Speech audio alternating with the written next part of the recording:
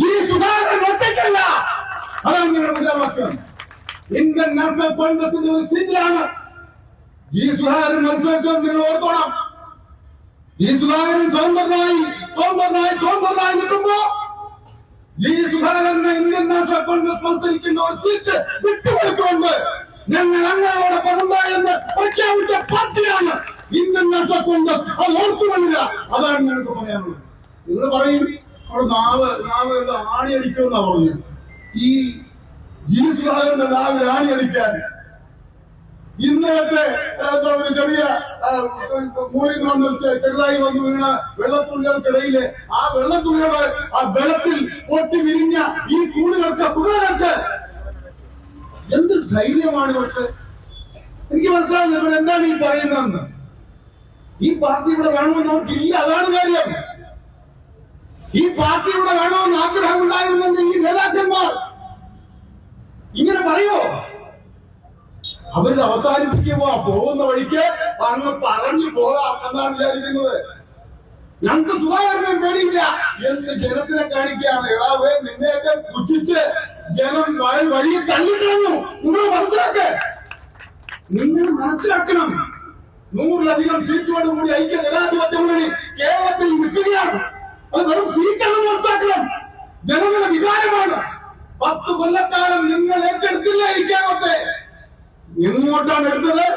നിങ്ങളുടെയൊക്കെ കുടുംബത്തേക്ക് എടുത്തു. പിണറായി വിജയന്റെ കുടുംബത്തേക്ക്.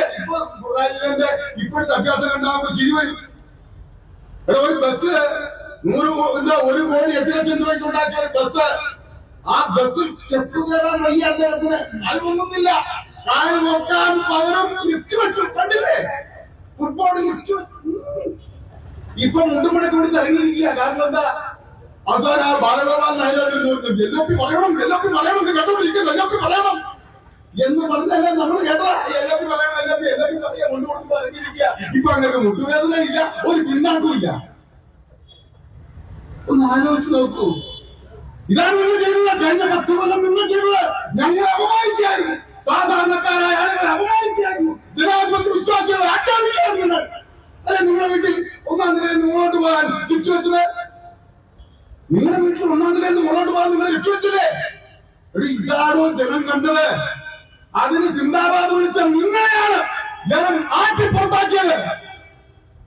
അതിന് സിന്ദാബാദ് വിളിക്കുന്ന കുറെ ആളുകൾ ഇപ്പൊ ഈ പാർട്ടിയുടെ നേതൃത്വത്തിലുണ്ട്. അവരാണ് ഇപ്പൊ ഇതെല്ലാം ഭരിക്കുന്നത്. അവർ വിചാരിച്ചിരിക്കുന്നത് അടുത്ത 5 കൊല്ലം ഞങ്ങൾ വരുന്ന. അങ്ങനെ അല്ല എന്നാണ് ശ്രീ ജി സുധാകരൻ കമ്മ്യൂണിസ്റ്റുകാരോട് പറഞ്ഞുകൊണ്ടിരിക്കുന്നത്.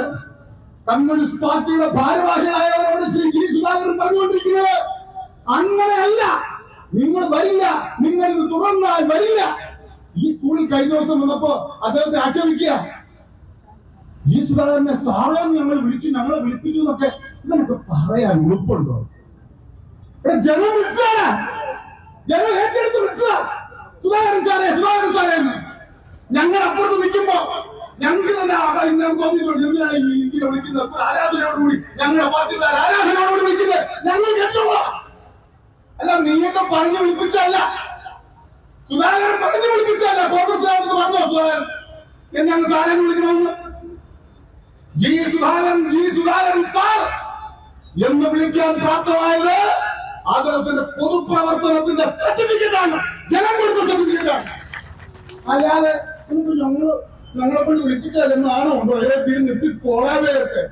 നിർത്തിപ്പോടെ അവസാനിപ്പിക്കുക. ഇനി ഇങ്ങനെ കാണിച്ച് നിങ്ങൾ ബാക്കിയുള്ള നേരത്തെ ഭാരതീയനായ DCC പ്രസിഡന്റ് പറഞ്ഞ പോലെ ഇത് അന്യം നിന്ന് പോകുന്ന ഒരു സാഹചര്യം ഉണ്ടാക്കരുതേ എന്ന് അപേക്ഷിക്കുക. നിങ്ങൾ ഓർക്കുക, നിങ്ങളായിരുന്നു കടമനിട്ട ജീവിച്ചിരുന്നവരെയൊക്കെ തല്ലിക്കൊന്ന കമ്മ്യൂണിസ്റ്റാ. നിങ്ങൾ ഓർക്കുക, നിങ്ങൾ ഓർക്കണം. നിങ്ങൾ വന്ന വഴി, നിങ്ങൾ നടത്തിയ സമര പോരാട്ടങ്ങളുടെ വഴി ഇന്ന് നിങ്ങൾ നടത്തുന്ന നിങ്ങളുടെ ഉപജീവന രാഷ്ട്രീയത്തിന് വേണ്ടിയുള്ള തട്ടിപ്പ് തരികൾ ഏർപ്പാട് നടത്തുകയാണ്. നല്ലത് പറയുന്നവനെ ആക്ഷേപിക്കുകയാണ്. എന്നിട്ട് പറയുന്നു CPM-നെ എതിർക്കുന്നു. CPM-നെ ആർക്കെതിരെ ആരെതിർക്കുന്നു? ചോദിക്കുന്നില്ല. ഇന്ത്യയിലെ ബാക്കി എല്ലാ സ്ഥലത്തും കോൺഗ്രസ് ഇല്ലാതെ CPM ഉണ്ടാവേ എന്ന് ചോദിച്ചാണോ കുറ്റം? കോൺഗ്രസ് ഇല്ലാതെ CPM ഉണ്ടോ ചോദിച്ചാണോ കുറ്റം? ബഹുമാനായ നേതാക്കന്മാർ സംസാരിക്കാനുള്ള ഞാൻ വിശദാംശങ്ങളെ കിടക്കുന്നത് ഞാൻ പറയുന്നു. നമ്മൾ ഉയർത്തിയിരിക്കുന്ന മുദ്രാവാക്യം ഒരേ ഒരു കാര്യം, ജി സുധാകരൻ ഒറ്റയ്ക്കല്ല.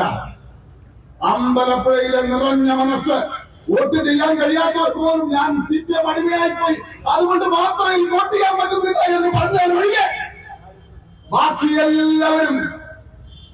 എല്ലാവരും ഹൃദയം കൊണ്ട് ചേർത്ത് പിടിച്ചു. കേരളത്തിൽ ഇന്ത്യൻ നാഷണൽ കോൺഗ്രസിൽ ചേർത്ത് പിടിച്ചു. ആ ചേർത്ത് പിടിക്കൽ എന്ന് പറയുന്നത് ജനാധിപത്യത്തെ, മതേതരത്വത്തെ അതിന്റെ എല്ലാ സന്തോഷത്തോടും കൂടി, എല്ലാ സൗന്ദര്യത്തോടും കൂടി കേരളത്തിൽ കൊണ്ടുവരുന്നതിന് കോൺഗ്രസിനെ കഴിയുള്ളൂ, ജനാധിപത്യ മുന്നണിക്ക് കഴിയുള്ളൂ എന്നുള്ളതുകൊണ്ടാണ്. അതുകൊണ്ടാണ് ജി സുധാകരൻ എന്ന് പറയുന്ന നമ്മുടെ നേതാവിനെ മാത്രമല്ല, അമ്പലപ്പുഴ പ്രിയങ്കരനായ നേതാവിനെ മാത്രമല്ല, കണ്ണൂരിലും കോഴിക്കോടും കൊല്ലത്തും നമ്മൾ പിന്തുണച്ചു. എന്തിനാ?